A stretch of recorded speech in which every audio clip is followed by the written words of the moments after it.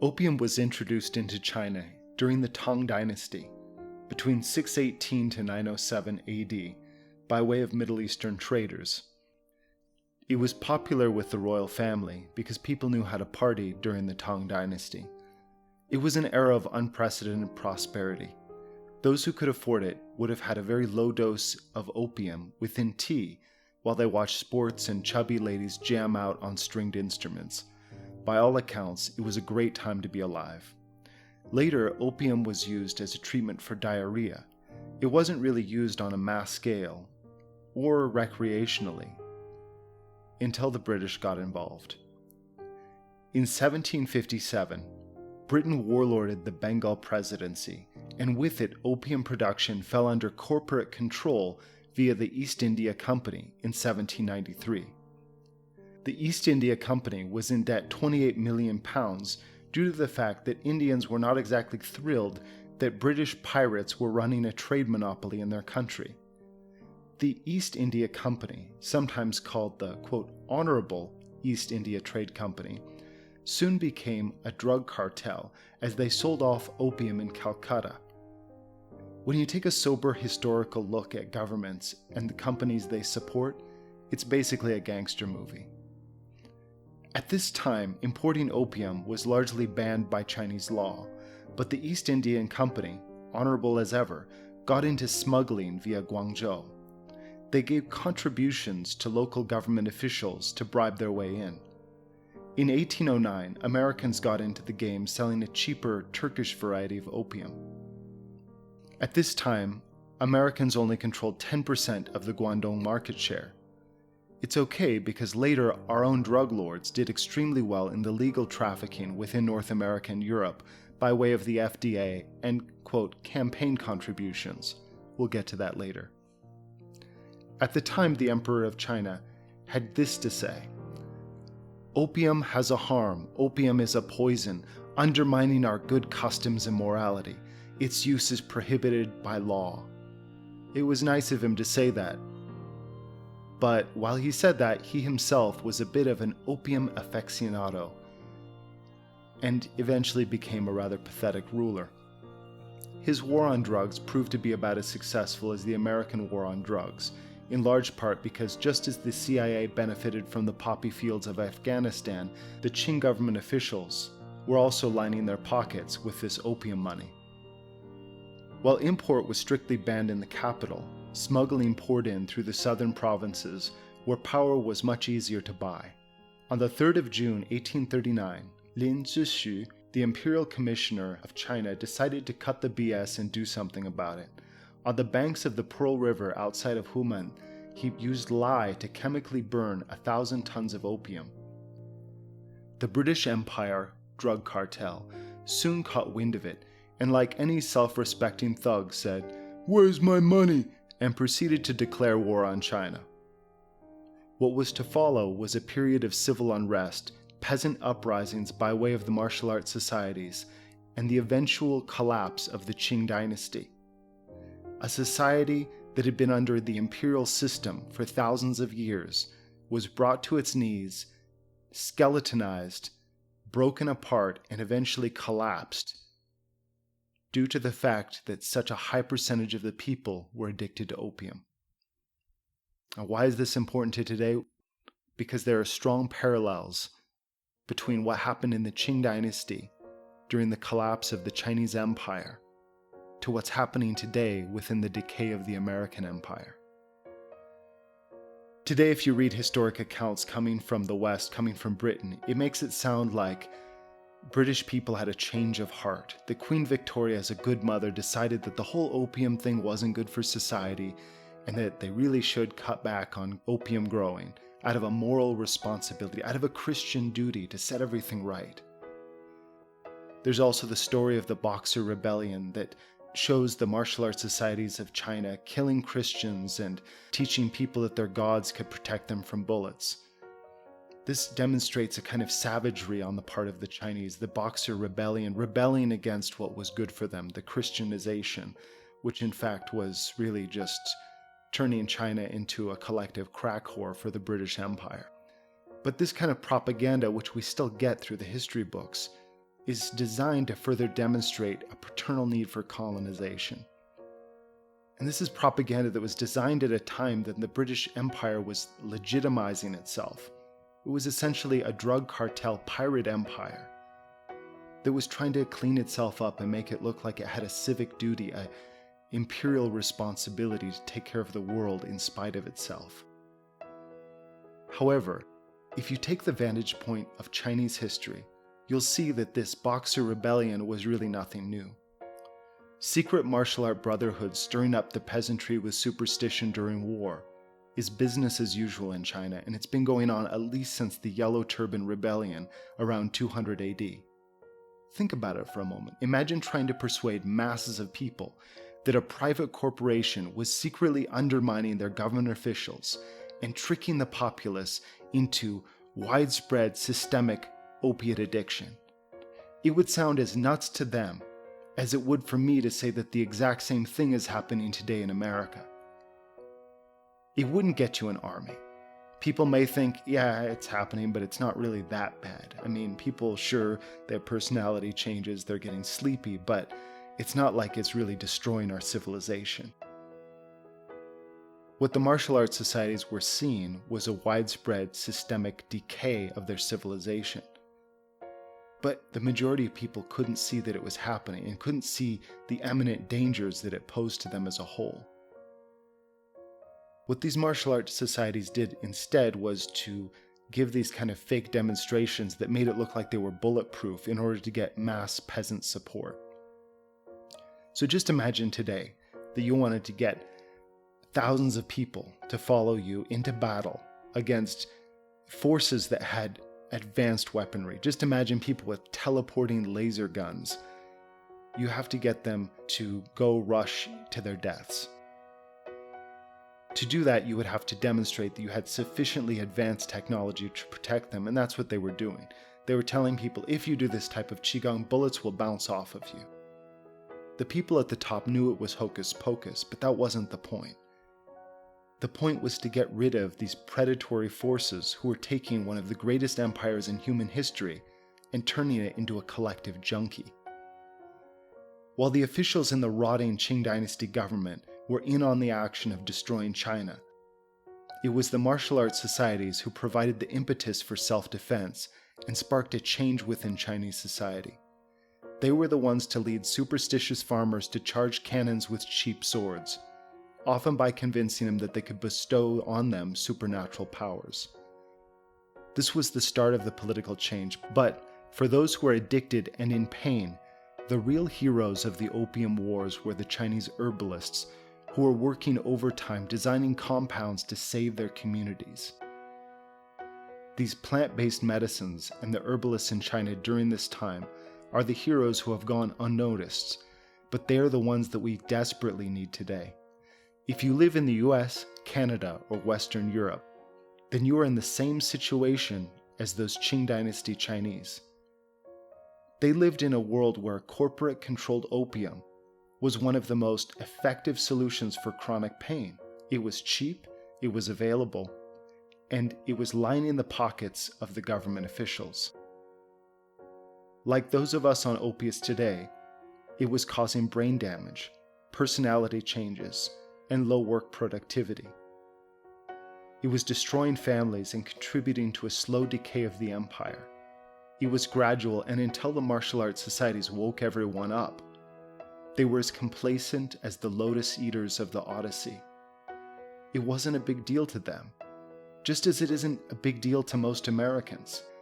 We all have family members who have been taking opiates a little too long. We've seen their personality changes, we've seen them get grumpy, we've seen them get angry and selfish, and there are reasons, neurochemical reasons, that this is happening. And yes, it's newsworthy when prescriptions rise over 300% under a decade, or that 33,000 people died from overdosing in 2015, or that ads are broadcast to Americans using advanced psychological techniques to brainwash them into demanding opiates from their doctors. And yet, this is so prolific in our society that it's as normal to us as opium dens were in Qing Dynasty China. It's just the way that people dealt with their aches and pains. According to Dina Gosofsky of CNBC, Americans consume the vast majority of the world's opioids. If you include Canada and Western Europe, that accounts for 95% of all opiate use. It's prolific, it's destroying parts of our brains associated with compassion, and as a society, we are as okay with this as the Qing Chinese were prior to the rebellion. The Qing dynasty government vocally decried opiate use, but financially benefited from having a nation with opium dependency. Today, the Surgeon General will decry the opiate epidemic, yet the programs used by both government and non-governmental organizations have a success rate of around 20%. We cannot look to or beg a government which is benefiting from our oppression any more than the Qing Chinese could. China went from being the most powerful empire on earth to being a rotting carcass of its former glory. It was called the, quote, sick man of Asia. Ask anyone in the world who the sick man of the Western world is. Americans have among the highest rates of chronic pain, opiate use, and obesity. A nation with crony capitalism and puppet politicians who are openly paid off by Big Pharma. We have a way, however, to free ourselves. If we make believe that Queen Victoria solved this problem, and that the Boxers were a bunch of savages who rose up against the well-meaning British Empire, then we will remain blind to the truth. It was actually a combination of martial arts societies who called BS on the problem and the herbalists who provided plant-based solutions to not only take care of chronic pain, but remove opium withdrawals. They carefully recorded these formulations, and they've been scientifically tested and used in the modern era. Unlike the savagery that passes for rehabilitation in the United States, with its 70 to 80% relapse rate, the botanical approach looks at the body itself and treats the underlying pathology. The success rates of this are around 70%. We're very happy and honored today to have Thomas Whalen, MD, join us. He began practicing Zen and studying acupuncture in 1971. He attended medical school at the University of Vermont College of Medicine from 77 to 81. During this time, he was a student organizer of Brown Bag Lunches, a program bringing alternative practitioners into medical schools to share and learn from each other. He did his residency at UMass Medical Center from 81 to 85, completed an internal medicine residency, and 1 year of neurology. He's board certified in internal medicine in 1985 and anesthesiology in 1988. He went on for further study in medical hypnosis, and for 40 years has been practicing Zen meditation and was recently ordained as a Zen Buddhist priest. Today he works with people who are in intense chronic pain, in states of depression and addiction. He works internationally between China, Los Angeles, and New Mexico, where he develops programs for integrated, evidence-based recovery and long-term pain treatment. Also joining us today is Dr. Michael Pridham. He's a chiropractor and a member of a number of organizations within New Mexico. He's a member of the Bernalillo County Opioid Accountability Initiative, University of New Mexico Health Science Center, Human Research Protections Officer, Institutional Review Board, Scientific Community Member, and a member of the District 4 Coalition for Albuquerque. He's actually the president of this coalition.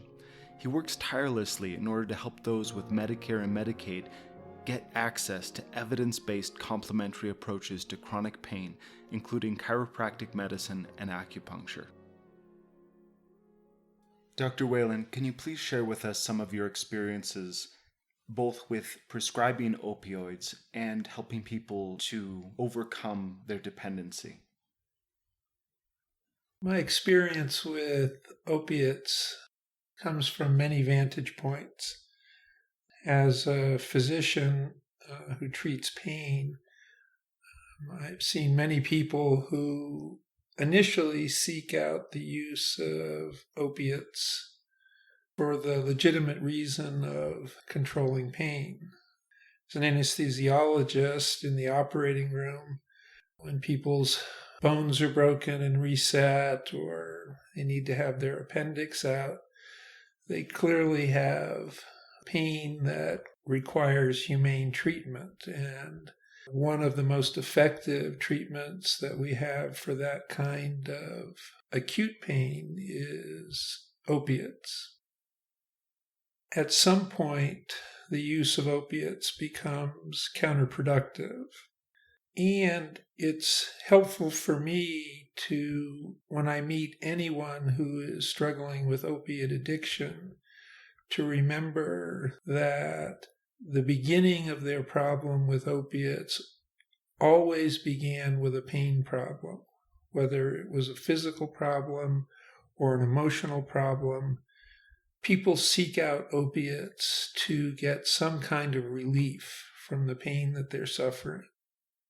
People with emotional problems who seek out opiates, they wouldn't seek out the opiates if the opiates made them feel worse.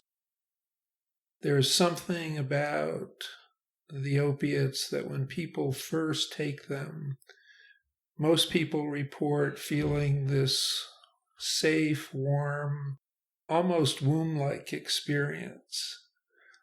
And it's very easy to understand that people want to have that kind of experience sometime in their life to alleviate the suffering that they're feeling. But at some point, the continued use of the opiates becomes really detrimental. What we see in neuroimaging studies, people who chronically use opiates, some of the centers in their brain become bigger, more active, and some centers become smaller, less active, fewer connections.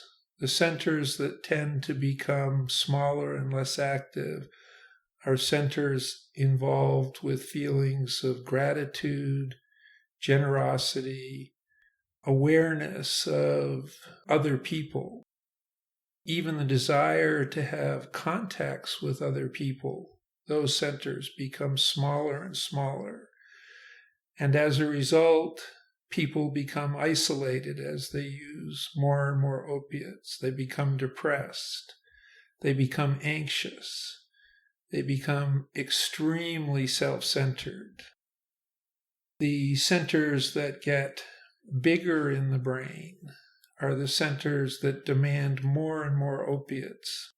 So that whereas in the early use of opiates, a small amount of OxyContin or heroin may bring some temporary satisfaction to the person. But as time goes on, the amount required becomes larger and larger and larger. More and more receptors develop in these self-centered areas and demand more and more attention.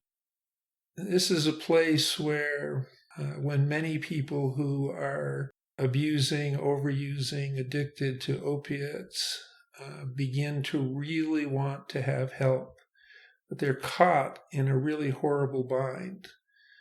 They really, truly desire help, and at the same time, they're facing the horrible prospect of having to go through a very unpleasant physical withdrawal and an even more unpleasant psychological withdrawal. What kind of effects do you see this having on society as a whole? Well, it's my opinion that many of the changes that we see in society mirror the changes that occur in a person's brain. When the person who is abusing opiates becomes self-centered, depressed, isolated, we see those same kinds of changes occurring in the community around them. The community is forced to deal with depression, isolation, self-centered activities. Self-centered activities can often be criminal activities to support the person's drug habit. as people become less and less interested in community, the bonds that tie people together are strained and can eventually break down. We end up with people going to prison where they're even more isolated as a result of their drug use, rather than being reintegrated into the community. So I see some of these things as mirror images of each other, feeding off each other, when we're not aware and appreciative of the struggles that are going on under the surface here. Person who's actively abusing opiates, I think it's really impossible for them to appreciate the effect that they're having on their community while they're in the midst of active abuse. So it's the responsibility of the community to seek out ways, healthy ways, to heal the addict and reintegrate them into the community. So with the changes that occur in people's brains, the isolation, the self-centeredness, greed, the lack of gratitude, people's personalities change. They become real jerks. And during that time period, they start to burn bridges. They burn bridges with friends, with employers, with their families. And the longer that this cycle continues, the harder and harder it can be to repair those bridges. That's why it's so important for people to reach out for help as quickly as possible.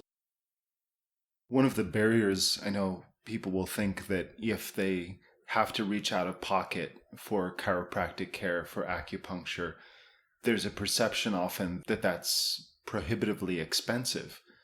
But if you're taking into account that the longer people are in this state, the fewer social prospects they have, the fewer social resources and the fewer job opportunities they have, that can be quite daunting. It may outweigh that initial hesitancy to get the treatment that people need at the early stages.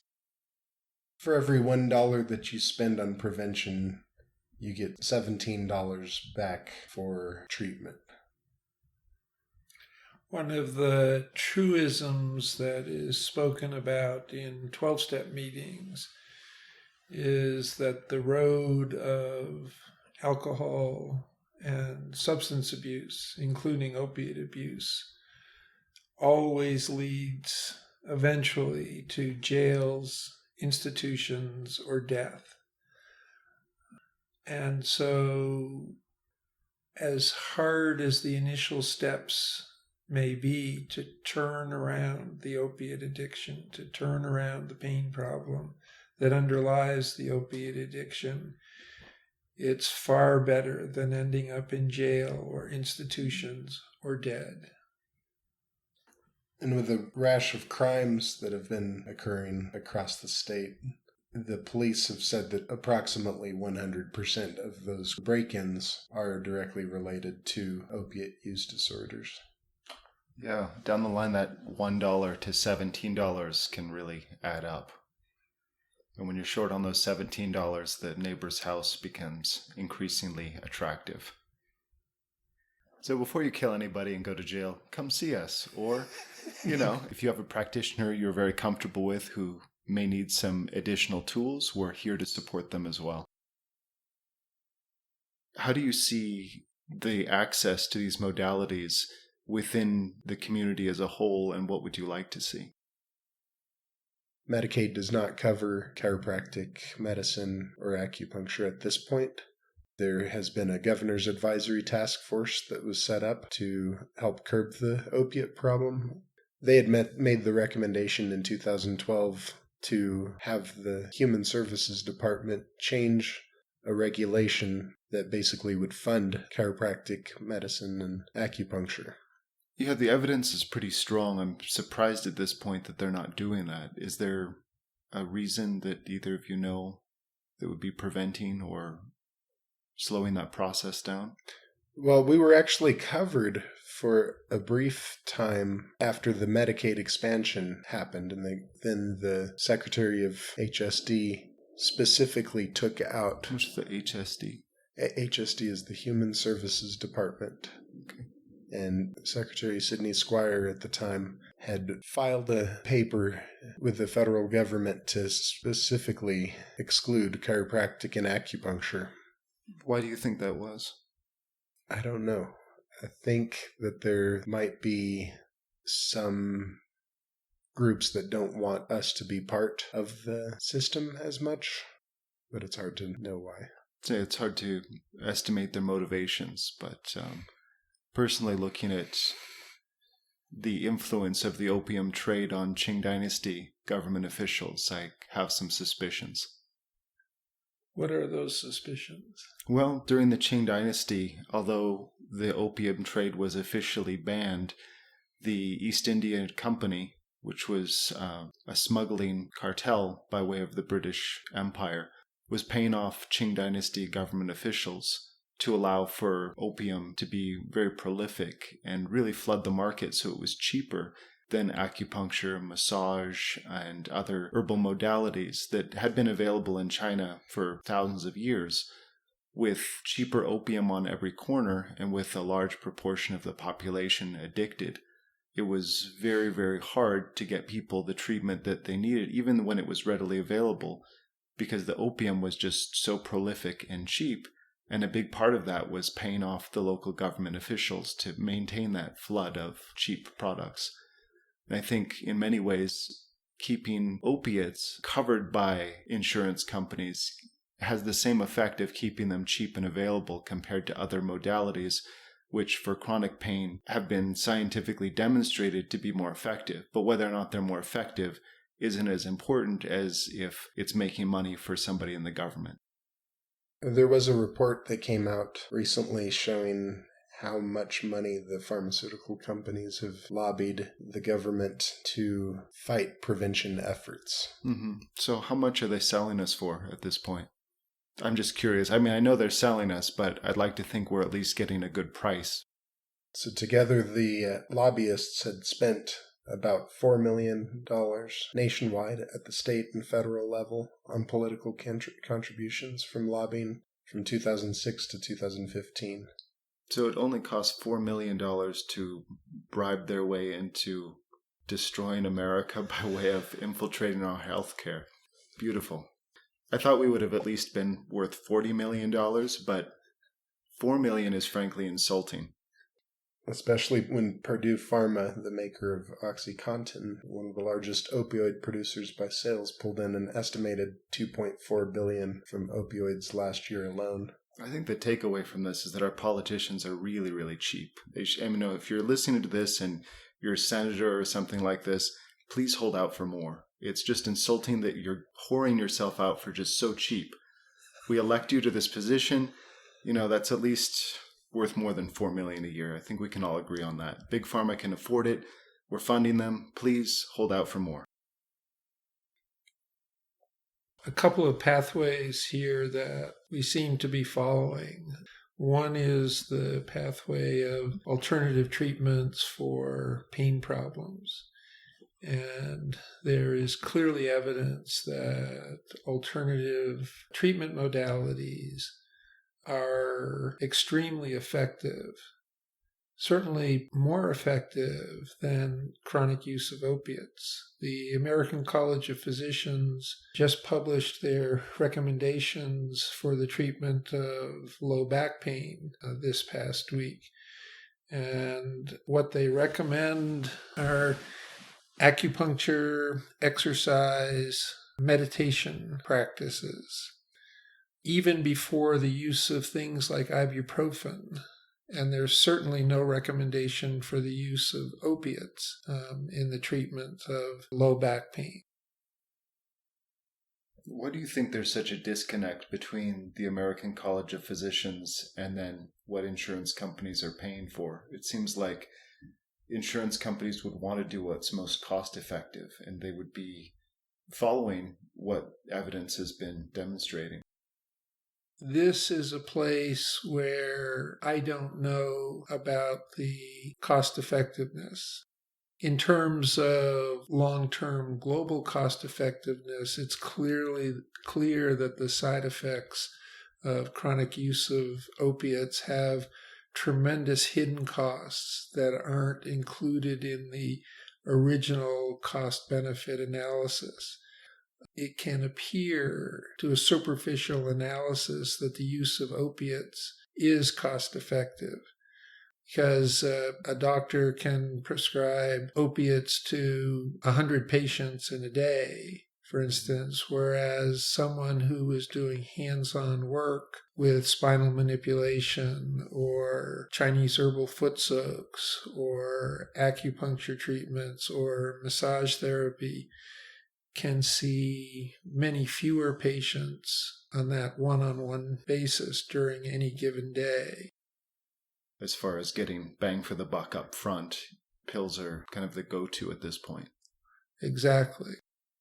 Which makes a lot of sense. Qing Dynasty China had opium dens as the go-to for many people who had broken legs. They certainly could have gone to a bone setter. They could have gotten better treatment, but as far as what was the upfront cost, it obviously is much more expensive to be dealing with somebody who has a very specific area of expertise in dealing with the root of a problem versus masking it. The other place where Big Pharma is putting their dollars right now is in the area of quote-unquote treatment. And their view of treatment is almost entirely use of Suboxone. But in fact, it's not very successful. The Surgeon General recently released a report that shows that the relapse rate within 6 months for people being treated with Suboxone is between 70 and 80%. Wow. And that's touted as being a success. The logic here is baffling to me. The logic goes like this. Substance abuse, addiction is a chronic disease process, and I agree with that. Diabetes, high blood pressure are chronic disease problems. The relapse rate for diabetes and high blood pressure using conventional Western treatments is between 70 and 80% each year. In other words, diabetic is under relatively good treatment. They have a bad week. They're eating donuts and cupcakes, and their sugars skyrocket, affecting their heart and their kidneys and their brains. And that happens 70 to 80% of the time. The relapse rate for the use of Suboxone is 70 to 80%. It is therefore as good as the treatments for diabetes and hypertension, which none of us would accept. If we were engaged in some activity where we were only 20 to 30% successful, we wouldn't call that a raving success. I know in school that would get you an F. That's a failing grade. And one of the aspects of pain relief that we see in China is that old ladies will get together in a plaza and they'll just play a tape. It'll be kind of, traditional music, and they'll all do Tai Chi together. And this is a big part of group pain reduction. Tai Chi has been shown to be as effective as physical therapy. So you essentially have something that people are paying, they're contributing like $5 a month or something to the lady to pay for batteries for her boombox. And it's relatively cheap. It's something that people are doing at the community level. And then the evenings, people are doing group dances together, which I think, Dr. Whalen, you were mentioning that group dancing has an effect on chronic pain as well. Yes. Almost any group activity will have effects on chronic pain, positive effects. And I do believe that Suboxone treatment has a place in the treatment of substance abuse. And I look at it as a bridge to give people time to start to be introduced to other activities that start to change the brain chemistry, the brain neural connections. People can be introduced to martial arts. They can be introduced to dance, qigong, yoga, group hikes, meditation practices. These are all things that have been shown to positively affect brain chemistry, brain neural networks that help to lead people away from the disastrous effects of the use of opiates. One thing that I've been in favor of for many years is having martial arts taught in school, like they do in China, where they will line up and do Tai Chi in the morning. What do you see as kind of an ideal treatment process using the best of what's available from Western medicine and from alternative modalities? What would you see as kind of an ideal method for helping people who may be in a state of chronic pain and in a state of dependency to opiates, interrupt the pain, interrupt the dependency, and then develop a plan that would be cost-effective and suitable for most people long-term? The initial step is to talk with the individual to see how quickly it seems that they can leave the opiate use behind them. For people who are ambivalent or clearly scared about being without their opiates, I would recommend an initial treatment with Suboxone. And during that time, begin to wean down their Suboxone and introduce other treatment modalities for them, including exercise, spinal manipulation, acupuncture, herbal treatments, community activities, wherever possible doing treatments in a community setting so that a community support network begins to grow organically.